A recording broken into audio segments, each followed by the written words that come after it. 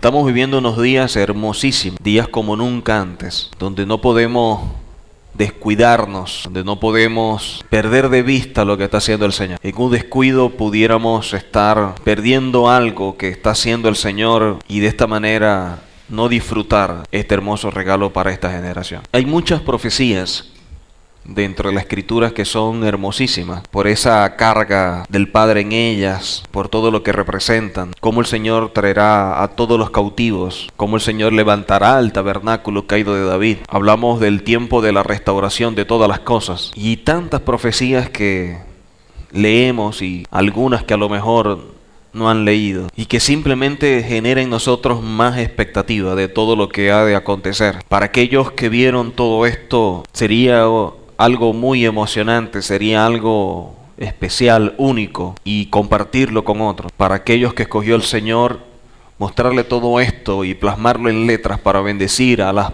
generaciones posteriores, también sería algo sublime. Y siempre he creído que lo hermoso, lo grandioso de todo lo que hace el Padre cuando nos muestra su plan, no es simplemente cuando lo muestra, no es cuando escoge a aquellos que tienen que dar a conocer estas profecías, ni siquiera aquellos que escriben para las generaciones posteriores. Siempre he creído que lo maravilloso es ser parte de la generación que vive todo lo que otros vieron, que vive lo que otros escribieron, que vive todo aquellos que desde los tiempos de los patriarcas muchísimo antes anhelaron estar en este tiempo que nos ha alcanzado. Entender que no somos cualquier generación, entender que no somos uno más en este proceso. Creo fervientemente y con mucha seguridad que somos la última generación, que no hay otra, y es demostrable por las profecías. Pero a mayor revelación, mayor compromiso. No somos mejores, simplemente debemos ser más responsables. Y en todas estas enseñanzas que hemos venido desarrollando, siempre trato de mostrar el plan del Señor, cómo lo ha ido llevando paso a paso,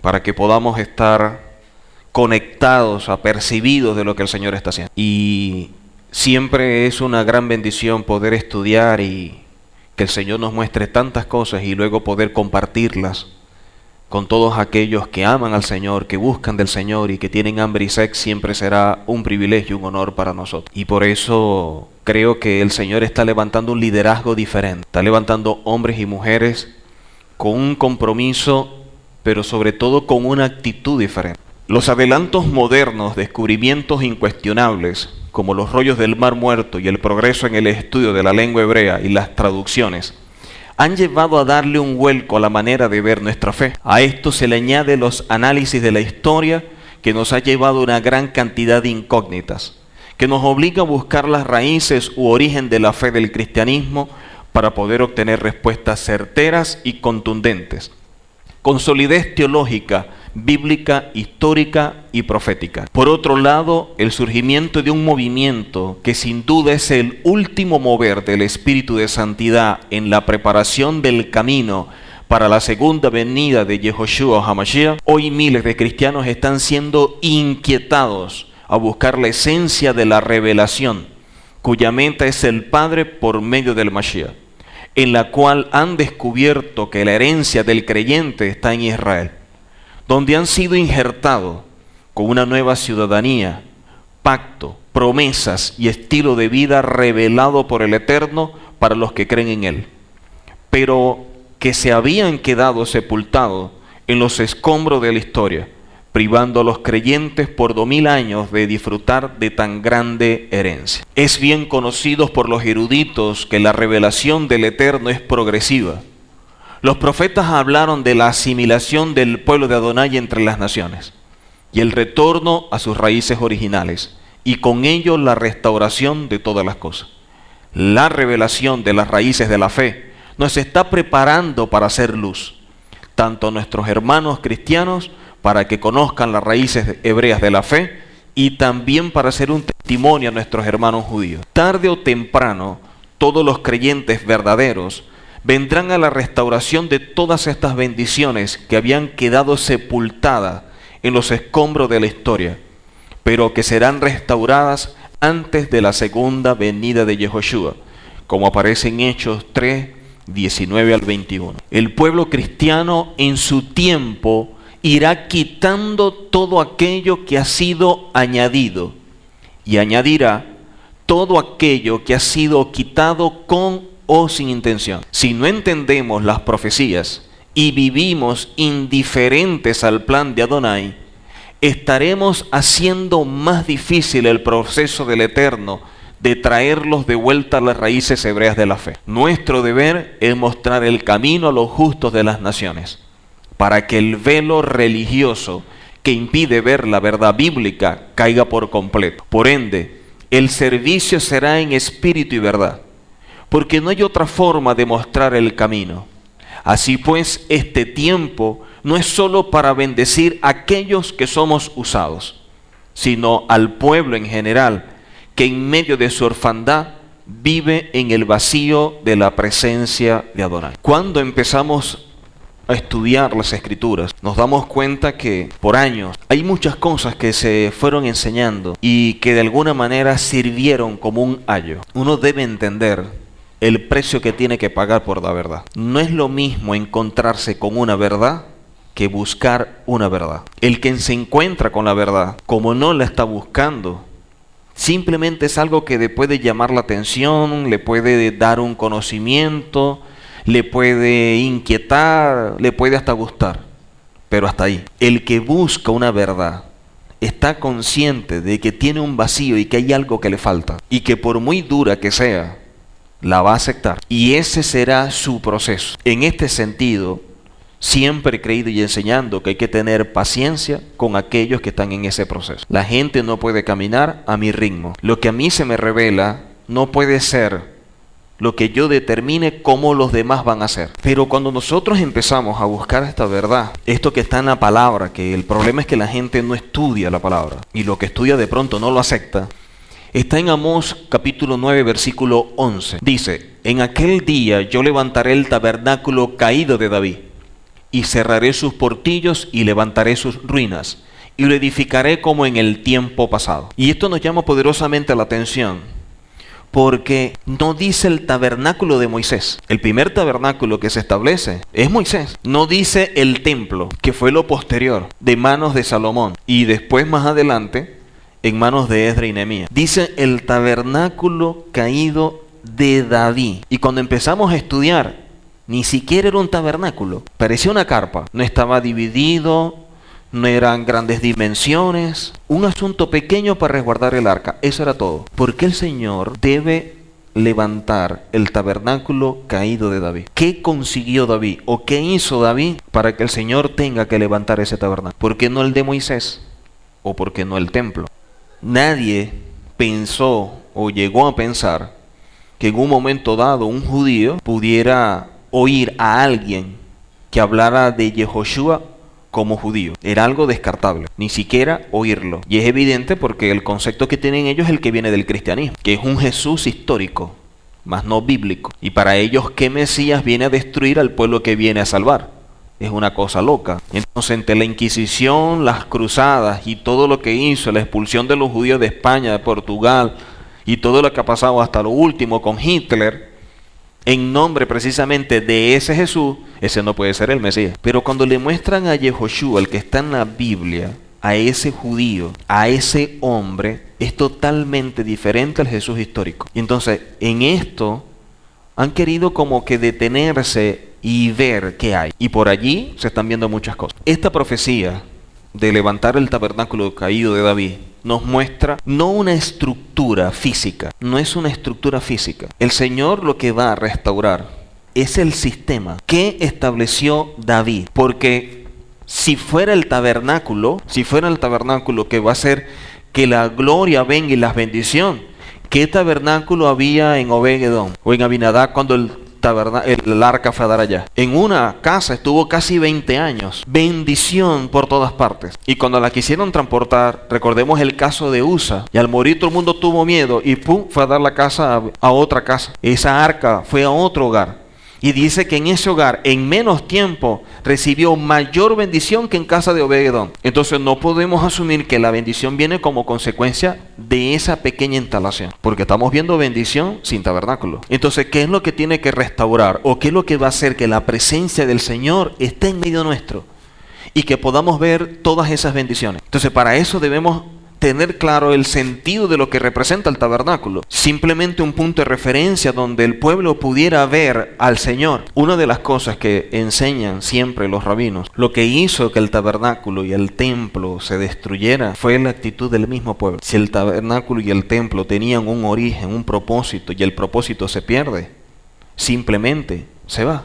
Dice, antes de destruirse el templo, enseñan los rabinos, la Shekinah, la gloria del Señor, se fue al exilio, se fue. Y si eso ya no tenía propósito, destruirlo, son dos cosas igual. Nosotros estudiamos las Escrituras y vemos las grandes reformas en la historia de Israel. ¿Por qué se dieron las reformas? ¿Qué hizo que existiese una reforma? Simplemente en un momento dado se encontraron con los rollos de la Torá. Y a lo que vieron los rollos de la Torá y vieron lo que ellos estaban celebrando, cómo se estaban comportando, lo que ellos estaban viviendo, se dieron cuenta que era opuesto. ¿Qué hicieron?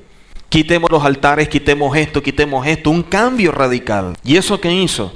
Que la presencia del Señor se volviera a manifestar. Eso es lo que trae la presencia del Señor. Y eso es lo que está haciendo ahorita nuestro Padre Celestial. Hoy día, lamentablemente, lo que vemos nosotros como servicio es algo totalmente diferente al bíblico. Y si Nadab y Abiú, siendo levitas y dentro del orden, presentaron un fuego extraño y murieron, ¿qué queda para las personas hoy día que se paran a decir, bueno, vamos a hacer esto? Si el tabernáculo caído de día, el Señor tiene que restaurarlo.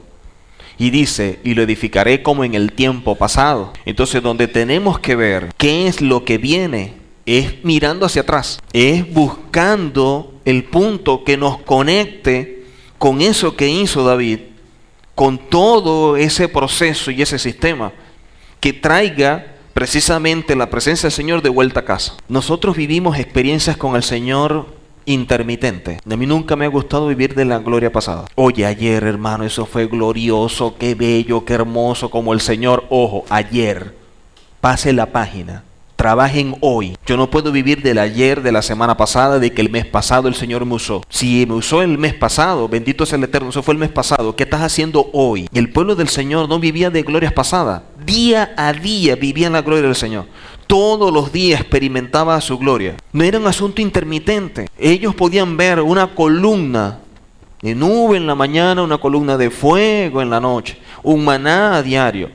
Eso era constante, era algo que siempre se daba. ¿Por qué nosotros no? Dice la palabra, y todas estas señales seguirán a los que creen. La gente lo invirtió y todos los que creen siguen esta señal. Es tan triste que una persona escogida por el Señor tiene que invitar a otro para que su congregación pueda, a través del don, bendecir a alguien, porque él no tiene la capacidad de bendecir. Yo tengo que invitar a alguien que venga para que ore por enfermos y haga milagros, porque yo no. La pregunta es, ¿por qué él lo usa él y a mí no? Pudiéramos decir, oye, lo que pasa es que él tiene el don, bendito sea el Eterno, que se respete, así tiene que ser. La pregunta es, aquí hay 100, 200, 300 personas y a ninguno escogió el Señor. Pero el Señor está haciendo algo diferente. El Señor nos está llevando un tiempo donde esa experiencia de esa gloria con el Señor no sea interminente, sea una constante. Y una de las cosas que hace que empecemos a dar los primeros pasos en ello son precisamente las convocatorias, porque son visitaciones por parte del Señor. O hacemos las cosas conforme a la palabra, o seguimos haciendo las cosas en base a nuestro propio juicio. Pero ojo, en base a nuestro propio juicio nunca vamos a ver bendición, por muy buena intención que tengamos. Con mano fuerte, con maravillas y milagros por todas partes, Adonai sacó a su pueblo de Egipto para dirigirles hacia la tierra de la promesa, una tierra donde fluía leche y miel. Muchas cosas impresionantes hizo Adonai con ellos durante todo este tiempo. Pero fue allí, en el desierto, donde Adonai les pidió que realizaran una de las tareas más impresionantes: construir un tabernáculo y un arca, desde donde Adonai se manifestaría al pueblo. Y específicamente el arca, arriba, tiene el propiciatorio y desde allí iba a hablar el Señor. En Éxodo 26:30, y alzarás el tabernáculo conforme al modelo que te fue mostrado en el monte. Entonces hay un tabernáculo, hay un diseño que el Señor está mostrando, que el Señor está revelando, y que dice la palabra que tiene que ser exactamente como se lo mostró. Quiere decir que no se va a construir y se va a edificar algo en base a lo que yo creo, o en base a mi percepción o lo que yo determino. Dice, conforme al modelo que te fue mostrado en el monte. En pocas palabras, si algo debemos hacer, tenemos que buscar el modelo. Si algo vamos a hacer, debemos fijarnos muy bien que lo que estemos tomando tenga un fundamento, tenga una base, un origen celestial, que esté apegado a los principios del reino, que no sea algo que yo estoy tomando y digo, bueno, es que a mí me parece, vamos a hacerlo de esta forma, porque en el reino no existen esos a mí me parece y yo creo. Aquí las cosas son o no son. Aquí no hay grises. Aquí o es blanco o es negro. O está dentro de lo que el Señor demanda o es contrario. Ninguno de ellos sabía cómo hacer telares ni tejidos. Tampoco cómo trabajar con la fundición ni cómo hacer obras de escultura. Ellos solamente sabían hacer ladrillos. Toda su vida los habían hecho.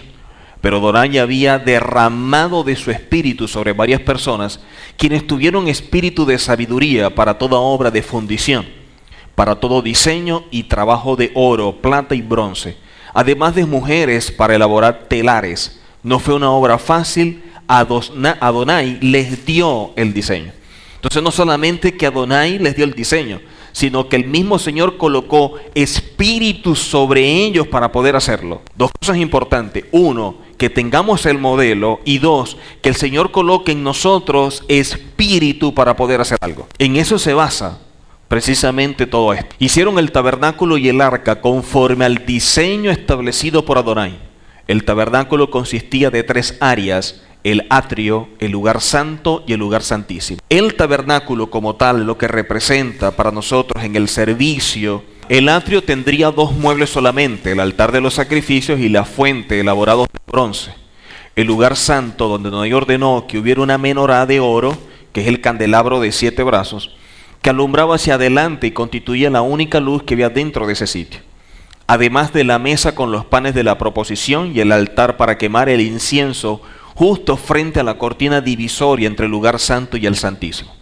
Finalmente, dentro del lugar santísimo, Adonai ordenó que solamente hubiera el arca, donde habían guardado las tablas de la ley, una muestra del maná y la vara de Aarón que había reverdecido. 3 áreas: atrio, lugar santo, lugar santísimo, y en cada área habían ciertos elementos, excepto en el lugar santísimo, que estaba solamente el arca, y dentro del arca estos 3 elementos: las tablas, maná y la vara de Aarón. Números capítulo 11, versículos 16 y 17. Números 11, 16 y 17. Entonces Adonai dijo a Moisés. ¿Quién habló? ¿A quién? Entonces Adonai le dijo a Moisés. No fue a Moisés que se le ocurrió. Adonai dijo a Moisés: reúneme 70 varones de los ancianos de Israel, que tú sabes que son ancianos del pueblo y sus principales, y tráelos a la puerta del tabernáculo de reunión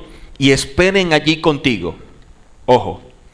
Y yo descenderé y hablaré allí contigo y tomaré del espíritu que está en ti y pondré en ellos y llevarán contigo la carga del pueblo y no la llevarás tú solo. ¿Se le ocurrió a Moisés? ¿Fue una idea de Moisés? Se paró Moisés y agarró 70 y él agarró y los ungió y los colocó, los convocó él, quiso repartir la carga. ¿Fue una idea de Moisés? ¿Fue una actividad apostólica y profética? Perdón. ¿Fue una actividad que hizo Moisés? No, el Señor llamó a Moisés: reúneme a estas personas, no a cualquiera, 70 ancianos del pueblo y sus principales. El Señor descendería y el Señor tomaría del espíritu que estaba en Moisés. Había alguien constituido, alguien establecido con el Señor, y está tomando de Moisés para colocar sobre los 70, y estos entonces iban a llevar la carga del pueblo y no la iba a llevar solo Moisés. Eso es algo que hizo el Señor con Moisés.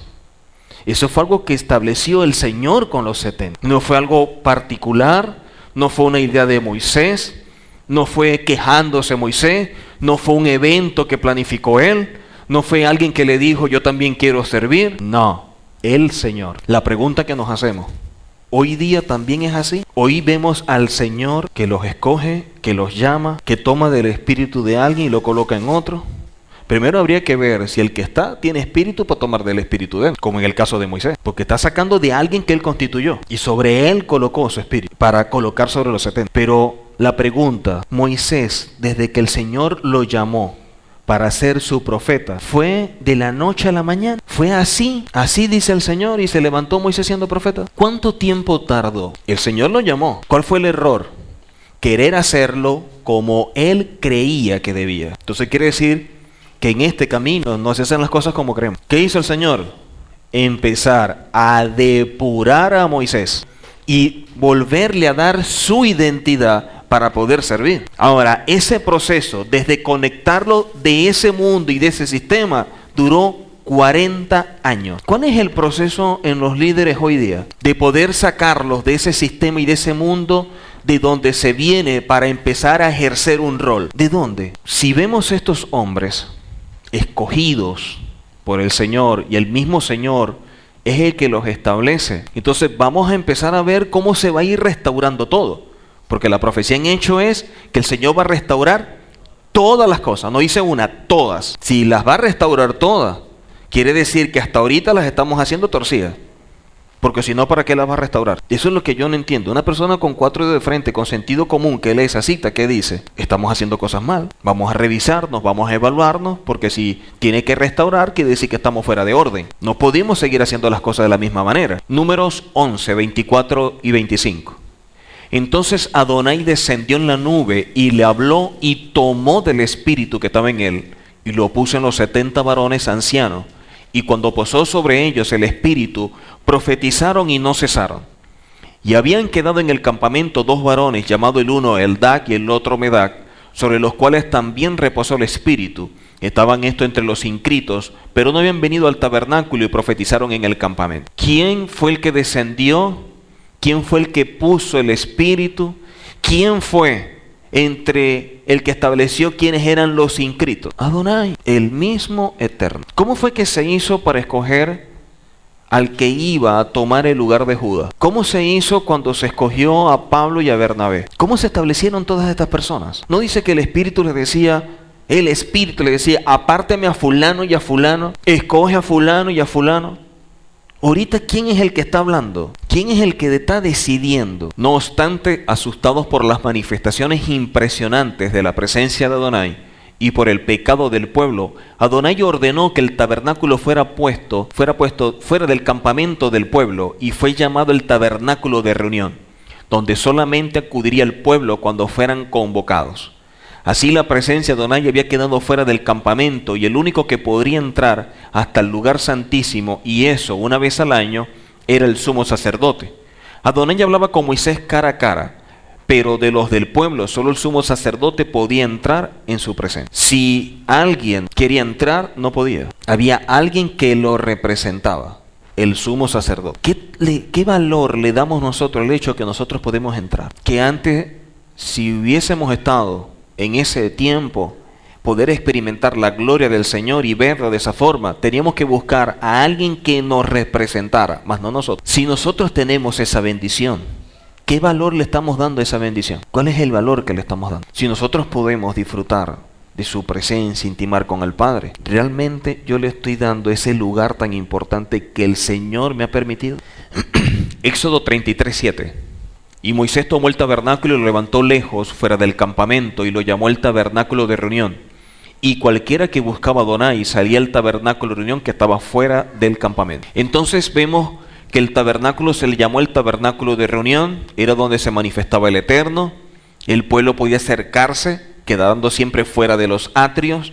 Era un hombre, el sumo sacerdote, en quien podía entrar a la presencia del Señor, que estaba en el lugar santísimo una vez al año. Era el mismo Señor quien estableció quienes iban a servir. Fue el mismo Señor que cogió del espíritu de uno y colocó sobre otros. Ese es el orden como se está desarrollando todo. Deuteronomio 31:15. Y se apareció Adonai en el tabernáculo, en la columna de nube, y la columna de nube se puso sobre las puertas del tabernáculo. Entonces, el Señor se aparecía y esa columna siempre se posaba sobre la puerta del tabernáculo, sobre la puerta del tabernáculo. Ahora, cuando esa columna de nube se posaba, Quienes experimentaban la gloria eran los que estaban del lado dentro. Los de afuera eran simplemente espectadores. Varios siglos después, el tabernáculo erigido por Moisés estaba en Silo, sin el arca. El pueblo de Adonai había perdido la presencia de Adonai debido al menosprecio de los mismos sacerdotes. Había estado con los filisteos, donde les produjo tumores y enfermedades. Así que la devolvieron a Israel. Si el arca como tal representaba bendición, ¿por qué los filisteos no tuvieron bendición y al contrario le vino tumores y enfermedades? Si el arca representaba esa gran bendición y todo el que se acercaba a ella podía experimentar grandes cosas, ¿por qué los filisteos no? Y lo que le vino fue maldición, y dice que la devolvieron. ¿Y cómo la devolvieron? Ni siquiera vamos a llevarla. Había estado en la casa de Abinadab por más de 20 años hasta que David quiso llevarla a su casa, lo que se le llamaba la ciudad de David. Si el arca por sí sola traía bendición, la gente iba a idolatrar el arca. El arca era un punto de referencia, y a través de la actitud de la persona era lo que hacía que la presencia se manifestara o no, más no el arca como tal. Porque si el arca fuera, indistintamente donde estuviera, actuara. Sin embargo, vemos que con los filisteos fue de una forma, y en la casa de Abinadab, ni siquiera en el pueblo, en la casa de un hombre, hubo bendición. Entonces no es el arca, es la actitud de la persona frente a lo que representaba al Señor. Y era tan importante que David quiso llevarla a su casa. Durante todo ese tiempo en que el arca había estado en casa de Abinadab, sus hijos cuidaron de ella y fueron bendecidos. En tanto, el tabernáculo de Moisés seguía en Silo, en donde los sacerdotes seguían ministrando aún. Presencia de Adonai ya no estaba allí. En un primer intento fallido por David para llevar el arca hasta su casa, el arca fue a dar a la casa de otra persona, Obed-Edom, quien la recibió y la honró junto con toda su familia. Fue tanta la honra que le dieron que en 3 meses que estuvo allí el arca fueron bendecidos de tal forma que llamó la atención de toda la población en donde vivía, así como la atención del mismo David. Entonces, en el caso de Abinadab, por más de 20 años hubo bendición. Pero en la casa de Obed-Edom estuvo menos tiempo, dice que 3 meses. Y a pesar de que estuvo 3 meses, la bendición fue tan grande que llamó la atención de toda la población y la atención del mismo David. Entonces, ¿cuál es la diferencia entre Abinadab y Obed-Edom? ¿Qué hizo Obed-Edom que en menos tiempo tuvo más bendición que Abinadab? Abinadab, sus hijos la cuidaban y fueron bendecidos. En Obed-Edom, toda la población le llamó la atención por el arca. ¿Qué hizo uno diferente al otro? Entonces no es el arca, ni siquiera el tabernáculo. Porque los sacerdotes que siguieron en el tabernáculo ministrando, la presencia ya no estaba. Entonces ni el tabernáculo, ni el arca en sí mismo es el objetivo. Son un medio, mas no el fin. ¿Sería esto lo que estaba entendiendo David? Consultó David a los sacerdotes y levitas sobre la forma en que el arca debía ser transportado y supo que debía ser puesta sobre sus hombros por las varas y así debían caminar por él. ¿Por qué David no lo hizo como le parecía y punto? ¿Por qué? Por la experiencia pasada. ¿Qué más? ¿Qué vemos en David? Temor, obediencia. Él hubiera dicho, vamos a hacerlo de esta forma. Y listo. ¿Por qué consultó? Hay temor. Hay respeto a las cosas del Señor. ¿Por qué no consultó con todo el pueblo, a quien fuera? Sacerdotes y levitas. Entonces las cosas en el Señor tienen un orden. Y ese orden hay que respetarlo. No podemos hacer las cosas en base a nuestro propio juicio o lo que nosotros creemos o queremos. Y en eso consiste la disciplina, en hacer lo que se debe y no lo que se quiere. ¿Por qué en líneas generales el cristianismo, cuando le hablamos de la Torá, le cuesta tanto? Porque no hay disciplina. En el cristianismo la improvisación se le llama manifestación del Espíritu. No hay temor, no hay disciplina, no hay reverencia, no hay respeto. Lo emocional, lo almático, a todo eso se le da el visto bueno. No hay un orden. Y todo eso precisamente llamándolo, definiéndolo simplemente que el Espíritu hace como Él quiere. No, el Espíritu de Santidad hace como el Padre demanda. El mismo Mesías dice, yo hago lo que el Padre me dice que haga y yo hablo lo que el Padre me dice que hable. No vamos a ver los desfasados. Hay una coherencia, una concordancia con lo que el Padre está estableciendo, porque el quien determina es el Padre. El mismo Mesías lo que establece es que nos acerquemos al Padre. Nadie llega al Padre si no es por mí. Pero donde tenemos que llegar es al Padre. ¿Cuándo vemos todo esto? nos damos cuenta cómo siempre ha habido un respeto. En pocas palabras, empezaremos a ver un servicio, una administración, un tiempo donde líderes y todos aquellos que somos parte del pueblo y cada quien en su rol, movidos por el temor al Señor, por ese respeto, por esa reverencia, entraremos en esa disciplina y el Señor se va a glorificar. Si nosotros vamos a Hechos, cuando empieza a surgir ese primer grupo con los apóstoles y todo lo que hicieron, es que cuando se maneja ese concepto, el trabajo fue hecho por profetas y maestros. Está en Hechos, profetas y maestros. Y cuando comienza la cita, dice, y sobrevino temor. Y todas estas cosas empezaron a hacer así, hasta que al final dice, y el Señor añadía al grupo. Y dice que había milagros, prodigios, maravillas, todos tenían las cosas en común, repartían, vendían sus propiedades. Todo ese desarrollo, toda esa visión que parte de ese trabajo, es desde el temor. Y sobrevino temor. Ese versículo lo descapitan. Les gusta el último. Y el Señor añadía, pero ojo, el Señor añadía, no el hombre, el Señor. Dice el mismo Mesías, el que el Padre es el que envía, el que trae, el que agarra. Nada lo suelta. Ese no se va, porque ese es el Padre el que lo ha traído. Y a veces la gente lo que está es preocupada y obsesionada con ver gente. El mismo Señor, hablando a través del profeta, dice, yo colocaré espíritu de mentira en los profetas para ver si ustedes siguen lo que ellos dicen o siguen mis mandamientos. Profetas que el Señor condena y dice, porque hablaron de su propio corazón y mentira y engaño se halló en su boca. Entonces, ¿dónde están? Había algo establecido, había un orden. David consultó con los sacerdotes, el mismo Señor los constituye, el mismo trabajo del Señor con Moisés, todo era dentro de un orden. Dice, y David dispuso una tienda sencilla para colocar dentro de ella el arca de Adonai, justo dentro de su ciudad. David deseaba que las bendiciones que habían sido vistas en la casa de Abinadab y posteriormente multiplicadas en la casa de Obed-Edom pudieran llegar a su familia y toda la nación que gobernaba. Eso es lo que anhelaba David. David no estaba buscando hacerse un nombre. David lo que estaba buscando es que el pueblo, la nación, fuera bendecida. Un verdadero líder no busca el bienestar personal, busca siempre el bienestar colectivo, porque para eso fue llamado. Hoy los líderes, la pregunta que se pudieran hacer y que nos hacemos es, ¿por qué somos líderes? ¿Para qué? ¿Qué quiero realmente? Yo amo a un pueblo, yo amo al Señor, me amo a mí mismo. David buscaba la bendición para un pueblo y viendo todo lo que el Señor había hecho en Abinadab y Obed-Edom, empezó a trabajar. Primera de Crónicas, capítulo 15, versículo 2. Primera de Crónicas 15, 2. Entonces dijo David, el arca de Adonai no debe ser llevada sino por los levitas, porque a ellos ha elegido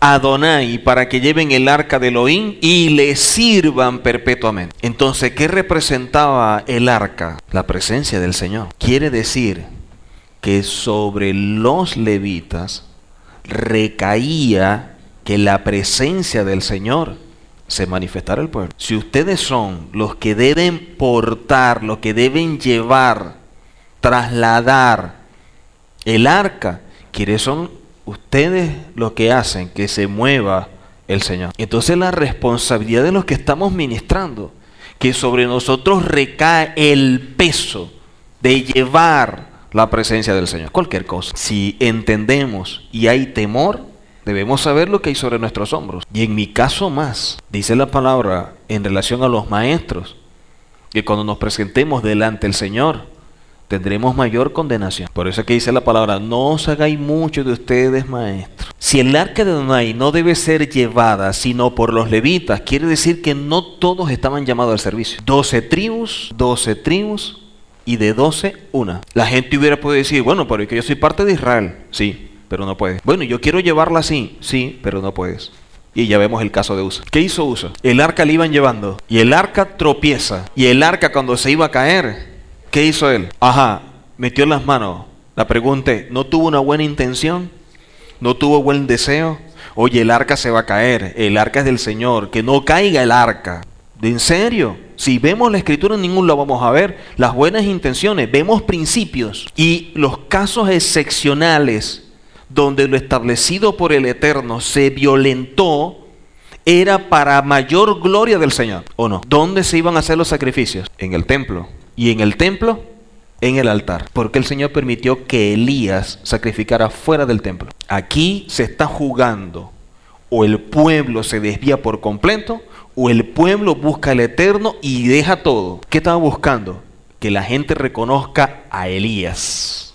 Soy yo, Elías. Que la gente glorificara al Eterno y buscara al Eterno. Y en honor al Eterno, ¿qué hizo? Vamos a colocarlo. Y el Señor se glorificó y apoyó lo que hizo Elías. E inmediatamente, ¡pum!, actuó. Y eso estaba fuera de lo que establecía el Señor en el orden. Pero, recordemos, mayor gloria, lo que estaba en juego era el honor del Eterno. El arca de Adonai no debe ser llevada sino por los levitas, porque a ellos ha elegido Adonai. 1, hay que ser elegido.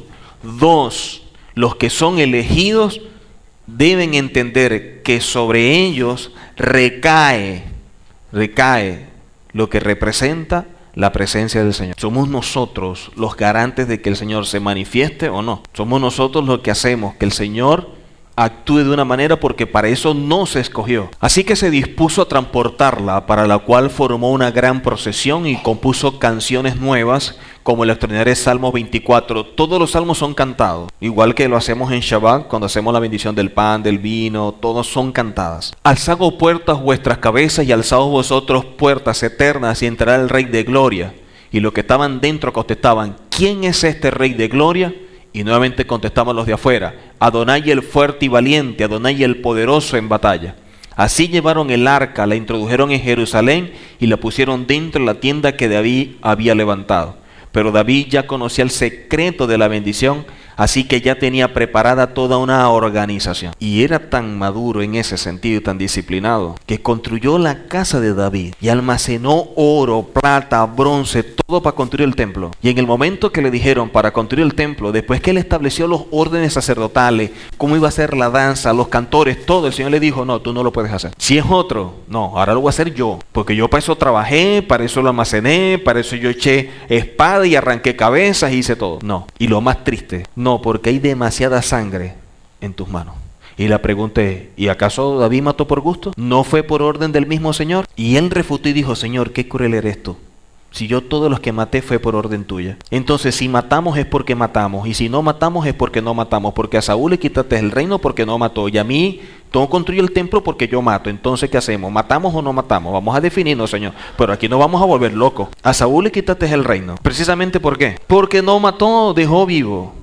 Y yo no construyo el templo porque yo maté. Entonces, por ser obediente no construyo, y aquel por ser desobediente perdió el reino. Entonces, vamos a definir, ¿no? Aquí hay algo que está extraño. David, siendo un hombre con el corazón del Señor, entendió simplemente que tenía que obedecer. Y si otro tiene el honor, bendito sea el Eterno, que otro sea el que tenga el honor. Y todo eso lo hizo Salomón. Ahora, ¿cuál fue el consejo de David hacia Salomón? Entendido de lo que representa ser un líder. Sé hombre y sé íntegro, porque estar de este lado hay que ser hombre, no varón, hombre, porque de este lado hay que tomar decisiones, donde los principios tienen que ser la base sobre la cual tú direcciones tu vida. Y cuando tú en base a los fundamentos, a esos principios, estás tomando esas decisiones, el Señor te ha colocado en una posición y tú tienes una visión diferente al pueblo. El pueblo está viendo una cosa y tú estás viendo otra. Una cosa es lo que veía Eliseo y otra cosa la que veía Jersey. Mientras que Eliseo estaba tranquilo, reposando, ¿cómo estaba Jersey? Inquieto, asustado, lleno de miedo porque estaban rodeados.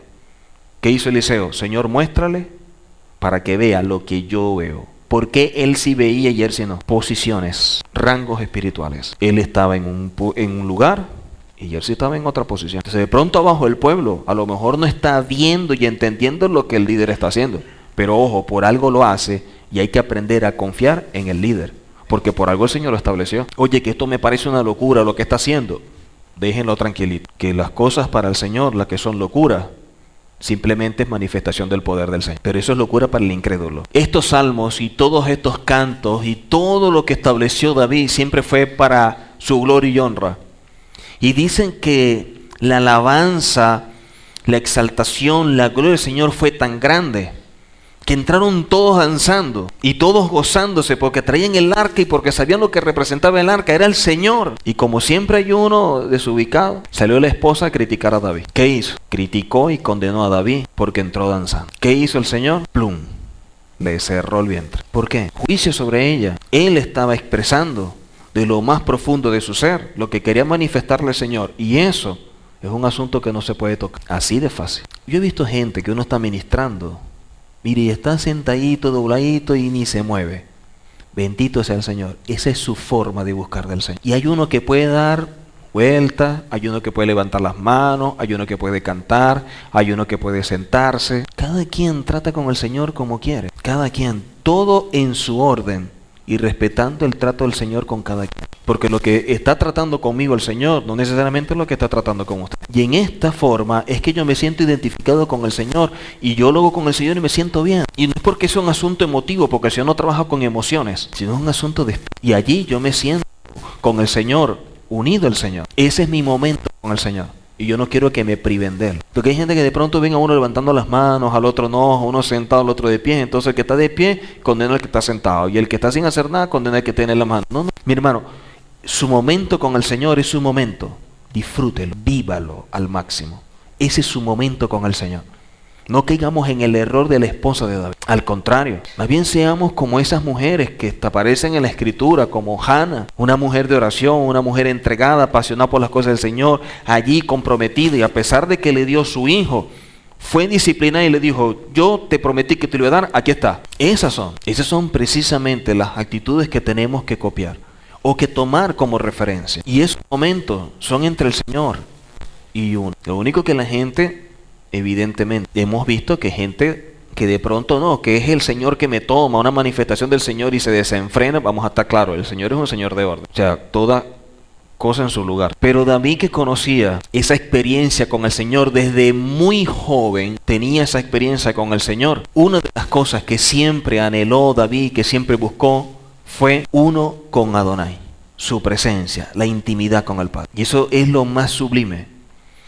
Y era tan único, tan especial, que el mismo Moisés, cuando tuvo esa experiencia, dice que bajó al pueblo y su rostro resplandecía. Él tuvo esa experiencia con el Señor y él no se dio cuenta el efecto que había causado en él, físicamente, porque espiritualmente sí. Según de Samuel 6, 17 y 18. Metieron pues el arca de Adonai y la pusieron en su lugar en medio de una tienda que David le había levantado. Y sacrificó David holocausto y ofrendas de paz delante de Adonai. Y cuando David había acabado de ofrecer los holocaustos y ofrendas de paz, bendijo al pueblo en el nombre de Adonai de los ejércitos. ¿Qué estaba buscando David? La presencia, esa manifestación del Señor, y que esa manifestación, esa presencia, bendijera al pueblo, que fuera una bendición para el pueblo. Un líder siempre está buscando, es la bendición del pueblo, no la personal, porque su vida es para servir, para ponerla en favor de otro. Ese es el concepto de siervo, de ministro. El arca debía haber regresado al tabernáculo de Moisés en Silo, sin embargo nunca regresó allí. Aquel tiempo había terminado y Adonai estaba mostrando algo nuevo. En casa de Abinadab la presencia de Adonai había reposado. Sin embargo, ante el miedo que les dio la muerte de Usa por el atrevimiento de tocarla cuando ésta caía, fue a dar a otra casa, a la de Obed-Edom. De allí David la llevó a la suya, y la presencia de Adonai estaba en las casas y traía bendición a quien la honraba. Cuando nosotros honramos al Eterno y entendemos lo que representa el Eterno para nosotros, en ese momento estamos haciendo que el Señor fije su mirada en nosotros. Y David organizó a los levitas para continuar con el trabajo de los sacrificios y las ceremonias establecidas por Adonai. También instaló a muchos y muy buenos instrumentistas para que alabaran en todo tiempo. Este era un nuevo tabernáculo donde no había más divisiones, donde todo el pueblo podía acercarse a la presencia de Adonai y servirle. David hizo que todas las mañanas y todas las tardes vinieran los levitas y el pueblo en general para agradecer a Adonai y alabarle. En verdad que este era un grandioso tiempo de avivamiento el que estaban viviendo. Adonai les había dado la victoria por todas partes y una paz que iba en crecimiento. La presencia de Adonai estaba bendiciendo a la nación entera. La palabra dada a Abraham de bendición y de cuál era la tierra que le había prometido, jamás en la historia Israel ha tenido toda la tierra. Nunca. En los días de David es cuando se llegó a tener la mayor cantidad de territorio profetizado, pero nunca lo han tenido. Eso lo hará Mashiach cuando venga. Pero David se estableció una serie de orden, todo un sistema para bendecir y para servir al pueblo. Y miren que a pesar de que todos podían experimentar la gloria del Señor, sin embargo, estaban los levitas. O sea, no era un desorden de que todos llegaban. No. Ahora no era un asunto de experimentar la presencia de lejos. Era un asunto de más intimidad, de mayor relación, pero ojo, dentro del orden con los levitas. O sea, el orden no se perdió. Lo que sí se ganó fue una mayor experiencia con el Señor. Lo que se ganó fue mayor intimidad. Se ganó el hecho de que la gente podía palpar más de cerca la presencia del Padre. Pero respetando el orden del servicio, respetando que eran los levitas, respetando todo el sistema que el Señor había establecido. Que ya no habían divisiones, pero el pueblo se unía de la forma como el Señor había terminado a través de David. Y esto nos hace ver que todo lo que hacía el Eterno y todo lo que ha hecho siempre está dentro de un plan, dentro de un modelo a seguir, y que no podemos venir a establecer modelos diferentes. No podemos establecer un sistema distinto al que ya está establecido. Si se va a restaurar todas las cosas como aparecen hechos, nuestro deber es buscar ese modelo original. Porque si va a haber un proceso de restauración, la pregunta es, ¿de dónde se está partiendo? ¿De cuál base para saber la referencia hacia dónde vamos? Y si es restaurar, quiere decir que no es algo nuevo, es algo antiguo pero que se perdió y que en este tiempo hay que retomar. Dice que este era un nuevo tabernáculo donde no había más divisiones, donde todo el pueblo podría acercarse a la presencia de Adonai y servirle. David hizo que todas las mañanas y las tardes vinieran los levitas y el pueblo en general para agradecer a Adonai y alabarle.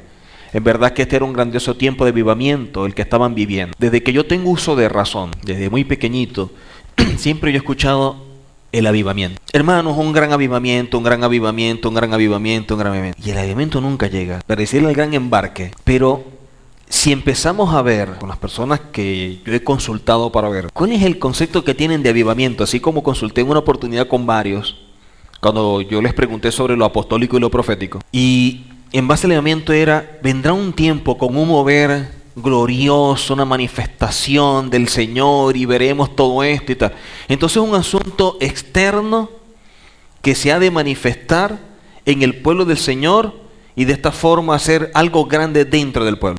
Pero cuando vamos a la Escritura, el avivamiento nunca fue así. Cuando vamos a la Escritura, el gran avivamiento vino como consecuencia del trabajo interno del Señor en las vidas del pueblo. Lo externo fue una consecuencia. Nunca es de afuera hacia adentro, es de adentro hacia afuera. No es creando una atmósfera que nos afecte. Somos nosotros transformados y renovados que creamos el ambiente propicio para la gloria del Señor. Entonces el trabajo no está en el ambiente, el trabajo está en que el Señor empezará a procesar nuestra vida, a renovarla, a transformarla y llevarlas, como dice la Escritura, que para eso el Señor constituyó a unos apóstoles, profetas, maestros, evangelistas, pastores. Dice, para perfeccionar a los santos, para llegar a ser un varón perfecto. Entonces tiene un objetivo el hecho de tener un don ministerial. Es perfeccionar a alguien. No es un título, es un oficio como tal. No es un asunto de jerarquía y de posición elitesca, de que lo máximo es un apóstol y después no sé quién. No, todos están en el mismo nivel. Espiritualmente el que es apóstol está al mismo nivel que es pastor, y el que es pastor al mismo nivel que evangelista, el evangelista del profeta, el profeta del maestro. Son dones ministeriales.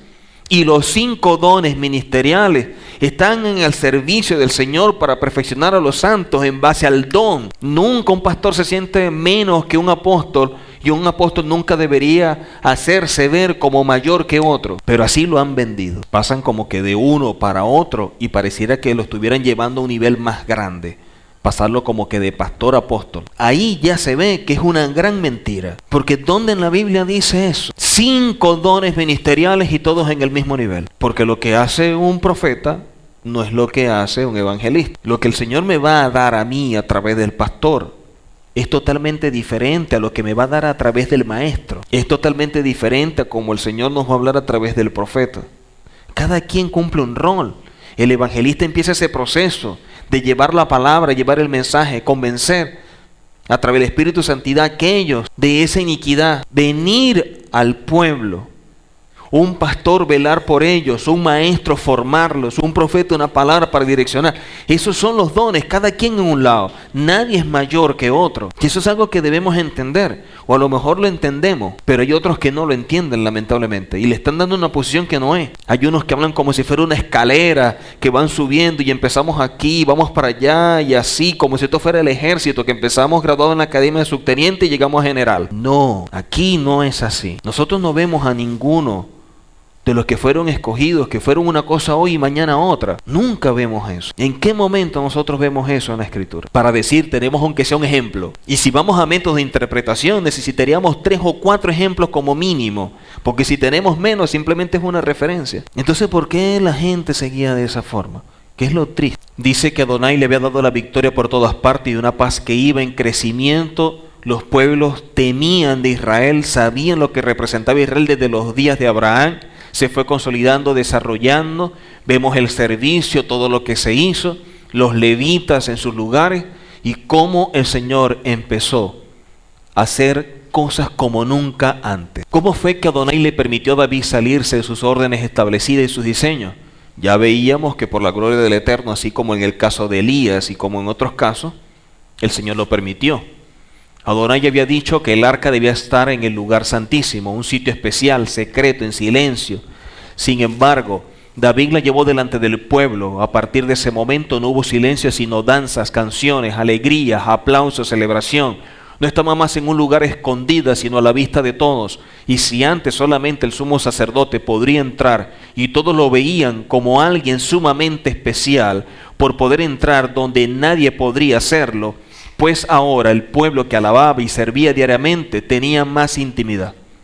¿Qué es lo que se ganó? Mayor intimidad, mayor presencia. En pocas palabras, cuando el Señor habla de levantar el tabernáculo caído de David, no está hablando de un asunto físico, está hablando de todo un orden que establece David para que la experiencia del Eterno con nosotros sea única, sea algo que nunca antes habíamos experimentado. Intimar con el Señor va a pasar de un nivel a otro. El asunto es que en ese pasar de un nivel a otro, así como Moisés tuvo sus cambios tanto internos como externos, también van a haber cambios en nosotros, internos y externos. Y esa gloria es la que se ha de manifestar y la gente se dará cuenta.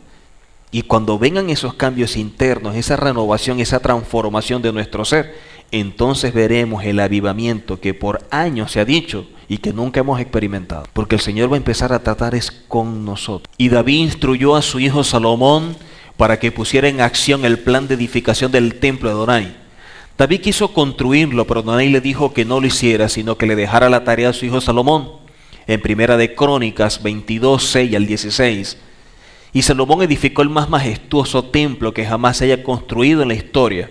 Con todo el oro y la plata que David había acumulado, se preparó un impresionante templo. Recordemos que el templo se hizo, fue un asunto majestuoso, impresionante, único.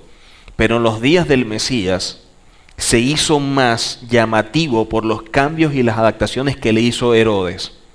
Herodes empezó a colocar mayores cosas y lo hizo muy llamativo, al punto que otras personas que llegaban dicen que no podían parar de admirar la belleza de lo que representaba el templo. No obstante, regresó al viejo diseño que Adonai le había dado a Moisés. Cuando el templo estuvo concluido, Salomón hizo una gran celebración para la dedicación del templo. Fue verdaderamente impresionante lo que allí ocurrió. Tomó el arca del tabernáculo que David había hecho y también el mismo tabernáculo de reunión que Moisés había elaborado y los llevó hasta el templo. Entonces volvió otra vez con el templo, el servicio anterior, diferente al servicio que se estaba dando con David, en la casa de David. No era en la casa como tal, al lugar lo llamó la casa de David. ¿Ok? Vemos en Segunda de Crónicas 5, 2 al 9, todo lo que hizo Salomón. El arca nuevamente fue a dar al lugar santísimo, pero ahora de un templo impresionante. Otra vez el arca quedó oculta de la población.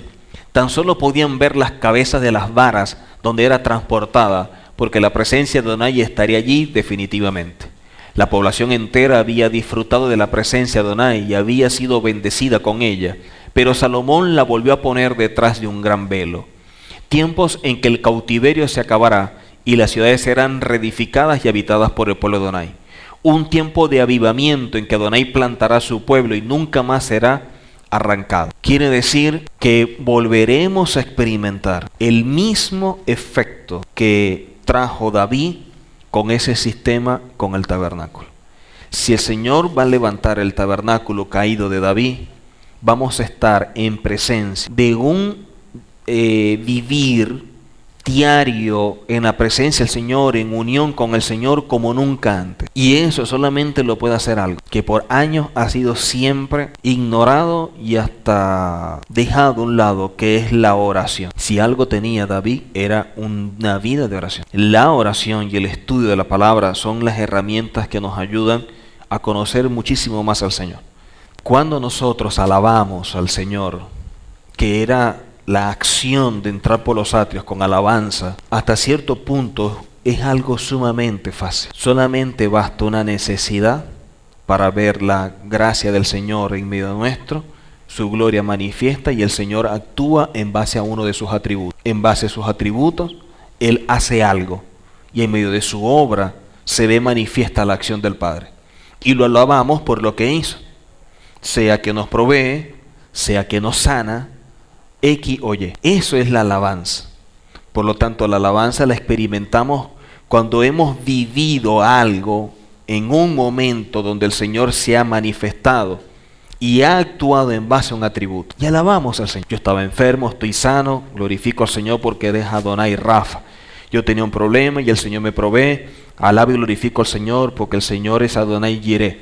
Y así, dependiendo de cada problema que yo haya tenido y su manifestación, vemos su atributo manifiesto, moviéndose en medio nuestro, y con la respuesta podemos alabar. Pero eso es en los atrios. Cuando queremos pasar de los atrios al lugar santo, entonces ya no es la alabanza. Ahí tenemos que entrar en otro nivel. Entonces ahí pasamos a ser elevados espiritualmente. Ahí pasamos a un asunto no de conocimiento, sino algo mucho mayor. Y ya cambiamos esa etapa de lo que ha hecho por algo mucho más íntimo. Entonces veremos un tiempo de avivamiento que será el resultado de lo que el Señor va a hacer en medio nuestro, en ese proceso de cambio, de transformación. Primero de Crónicas 28:19, todas estas cosas, dijo David, me fueron trazadas por la mano de Adonai, que me hizo entender todas las obras del diseño. Todo lo que hizo David me fueron trazadas por la mano de Adonai. Y el mismo Señor le hizo entender las obras del diseño.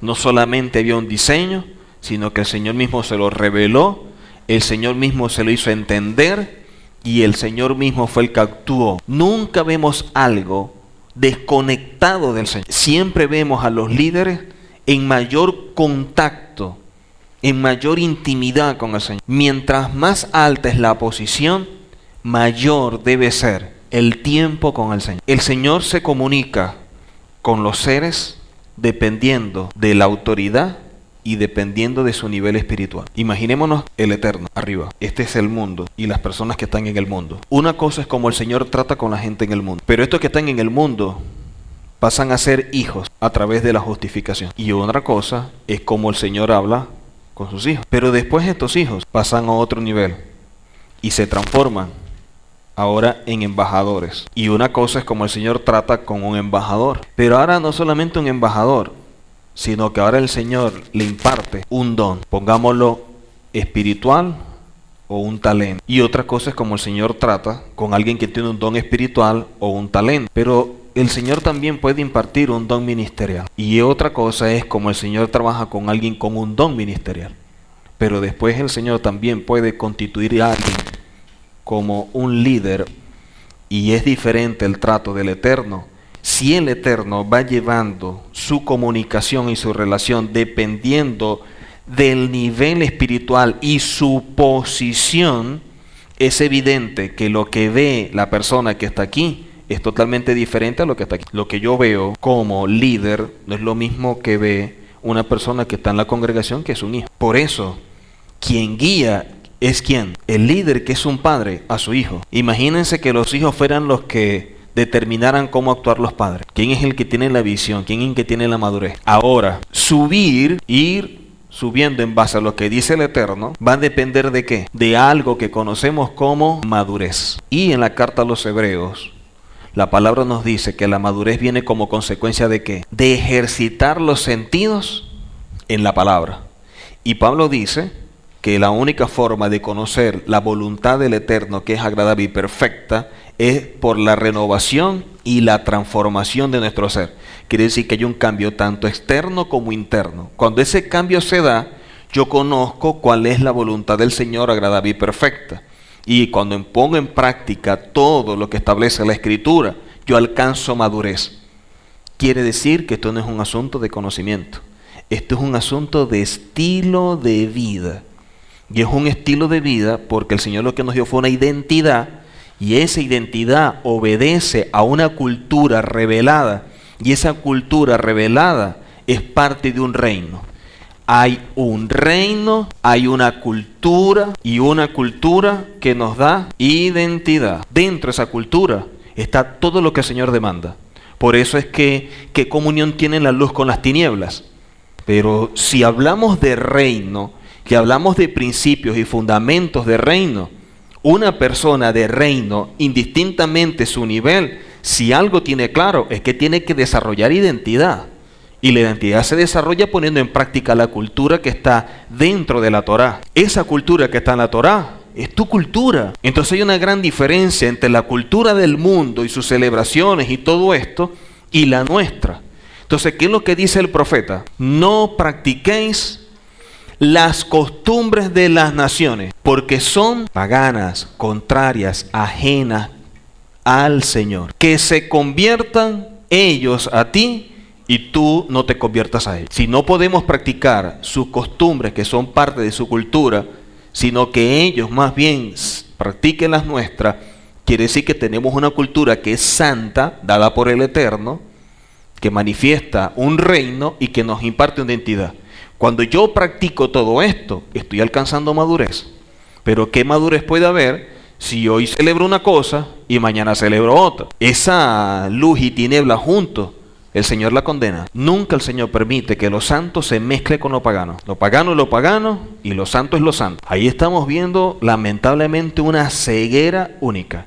Un velo terrible. Esto no es un asunto de conocimiento, esto es un asunto de estilo de vida. Y solamente te lo voy a mostrar de esta forma. Tú llegas a cualquier ciudad donde viva gente que viene de Medio Oriente, que practiquen todo lo que tiene que ver con el musulmán, y van a ver cómo las mujeres y los hombres practican sus cosas. Sus mujeres andan con sus atuendos, su manera de comer, de comportarse, hablar, X o Y. Eso es parte de su cultura. Por eso es que el Señor, ¿qué es lo que nos dice a nosotros? Hablando de la cultura del reino y de los mandamientos, nos los da y dice, para que los pongas por obra donde quiera que habites. Donde quiera que habites. Entonces no está sujeto a un lugar. Al contrario, en el lugar donde llegamos a través de nuestra cultura y nuestra identidad, precisamente somos un punto de referencia. No dice que somos embajadores. ¿Qué hace un embajador? Representa a una nación, a un país. No se representa a sí mismo. Y la máxima autoridad es la que lo constituye como embajador. Ahora, imagínense al embajador de Venezuela en México. ¿Qué es lo que va a dar a conocer? A Venezuela. Ahora, imagínense que el presidente se le ocurre ir a México y llegar a la embajada a ver cómo están las cosas, y se encuentra el embajador vestido de charro y música allí escuchando ranchera, y cuando ve el plato, oye, tamales, guacamole, tacos, bichos, y bebiendo tequila. O se equivocó de embajada, o este está mal de la cabeza. Pero si este es venezolano y es un embajador representándonos a nosotros, este se asimiló, este perdió la identidad por completo. Así nos ve el Señor. ¿Cómo puedo yo ser instrumento de bendición celebrando algo que no tiene nada que ver ni con el reino ni con la cultura del reino? ¿Qué clase de embajador soy yo? Nada, ninguna. No hay nada que me una con el Señor. La palabra dice, maldito aquel que desvía a otro. Entonces hay que tener cuidado. Y es tan así que el mismo Pablo lo dice. A los Gálatas, ¿qué le dice? Si viene aunque sea un ángel con un evangelio diferente, el tal sea maldito. Un ángel. Entonces nosotros tenemos que ser claros cuál es el evangelio. Y si el evangelio tiene que ver con el plan de redención, y el plan de redención tiene que ver con el reino, mi cultura, mi identidad es de reino. ¿Qué tiene que ver la luz con las tinieblas? David no solo tuvo la capacidad de entrar en la presencia de Adonai, sino de abrir la presencia de Adonai y hacerla accesible a todos. De modo que aún los gentiles la podían ver. En Moisés se acercaban por medio de sacrificios y de ceremonias. En David se acercaban por medio de la revelación. David se movía por la revelación y en base a ella se acercaba, haciéndose parte de su vida. En pocas palabras, un ministro no puede dar lo que no tiene. Si yo no vivo conforme a la palabra, si yo no entiendo lo que es ser un ministro, hasta ahí llegué. Yo voy a dar aquí en público lo que es mi verdad en privado. Lo que yo hago en privado con el Señor, públicamente, es donde va a salir. Y si yo no tengo intimidad en lo privado, en lo público, soy como címbalo que retira. Podré cantar muy bonito, pero no ministro. Puedo tocar, pero no hago nada. David, con un arpa, solito, en intimidad, Saúl, atormentado, tocaba, ¡pum!, se acabó. Pero esa es la verdad de David. Y si el Señor va a levantar el tabernáculo de David, el tabernáculo caído de David, unas cosas que nosotros debemos evaluar muy bien es que nos gusta mencionar a los personajes de la Biblia. Oye, fulano, fulano, fulano. Pero ¿por qué no evaluamos su estilo de vida y aquellas cosas que en verdad glorificaron al Señor? Tomémoslas. Porque tampoco podemos hacer a papel carbón la vida de ellos, porque ellos también cometieron errores. Desde Abraham, que fue el padre de la fe, y negó a la esposa y la presentó como prima y una serie de cosas, hasta el mismo Pedro que negó al Señor 3 veces. Muchas de esas cosas que ellos hicieron que glorificaron al Señor son buenas y las podemos tomar como una referencia, no copiando a nadie porque somos originales. Y lo que el Señor hizo conmigo no lo hizo con Abraham, y lo que hizo con Abraham no lo hizo con David, y lo que hizo con David no lo hizo con Pablo. Eso lo tenemos claro. Pero nos gusta mencionar los personajes. Lo que no nos gusta ver es su estilo de vida. Y el cristianismo históricamente enseña mucho de los personajes de la Biblia. Vieron cómo hizo David esto, vieron cómo hizo Moisés, y vieron cómo fulano y como el profeta tal. Pero ojo, todos esos hombres vivieron bajo la Torá, la cual critican. Su vida fue su vida gracias a la Torá que siguieron. ¿Por qué no seguimos la Torá? Si eso fue precisamente lo que hizo que tuvieran la vida que tuvieron. Porque aquí lo importante no es el hombre, sino el Eterno que guió al hombre. Y Él lo guía a través de la Torá. Salmo 95, 1 al 3. Venid, aclamemos alegremente a Adonai. Cantemos con júbilo a la roca de nuestra salvación. Lleguemos ante su presencia con alabanza. Aclamémosle con cánticos. Porque Adonai es Elohim grande y Rey grande sobre todos los dioses. Miren, lleguemos ante su presencia con alabanza. El tabernáculo, todo el tabernáculo. Recuerden que están los atrios cercados y dentro está el tabernáculo. Dentro del tabernáculo la división. Pero llegar a los atrios y pasar eran buscando la presencia del Señor. Y la única forma de poder pasar era a través de la alabanza. Porque la primera experiencia que tenemos nosotros es que de estar fuera, ahora podemos estar dentro. Siempre se enseña que esa entrada era por la justificación. Y desde los días de Abraham se enseñó. Dice que Abraham fue justificado por su fe, por su acción. Y le creyó al Señor y fue justificado. Su acción le fue tomada por justicia. Esa es la forma de poder entrar. Quiere decir que todos aquellos que entran experimentan esa relación con el Eterno y es un asunto basado en la gracia, en el amor del Señor. Pero en la medida que vamos pasando de un lugar a otro, la demanda es diferente. Y por eso cada elemento que había, la fuente de bronce, el altar del sacrificio, pasar al lugar santo, el altar del incienso, la mesa de la propiciación, la menorá, todo lo que había. Y como una cosa siempre era importante para trabajar en la otra. La única forma de encender este altar era con el fuego de este altar. Lo único que este altar representa una cosa y este altar representa otra. Pero para poder llegar a este altar necesitabas pasar por la fuente. Y en la fuente era una experiencia diferente que te permitía poder llegar al altar. Si no pasabas por la fuente, nunca ibas a experimentar el altar. Y si no experimentabas este altar, no podías encender el altar del incienso. Si tú no enciendes el altar del incienso, tú no puedes entrar al lugar santísimo. O sea, todo estaba encadenado y a pesar de que eran cosas independientes por lo que representan, estaban unidas proféticamente. Y eso es lo que nos muestra el Señor a través de todo ese diseño, de todo este sistema de servicio, y que David le terminó de dar forma. En aquel día yo levantaré el tabernáculo que dio David, y cerraré sus portillos y levantaré sus ruinas, y lo edificaré como en el tiempo pasado. Entonces el llamado del Eterno es precisamente a entender que hay un tiempo, y que ese tiempo que el Señor está manifestando dentro de las profecías es tener claro de que hay un tabernáculo, todo un sistema que cayó y que tiene que ser restaurado, que tiene que ser levantado, y que eso es lo que nos va a llevar a intimar con el Padre, a tener esa experiencia con el Señor. Entonces nos preparamos para unos tiempos que son gloriosos, sí, pero también muy duros. ¿Por qué duros? Porque si el proceso es precisamente para intimar más con el Padre, quiere decir que el Señor va a tratar más con nosotros.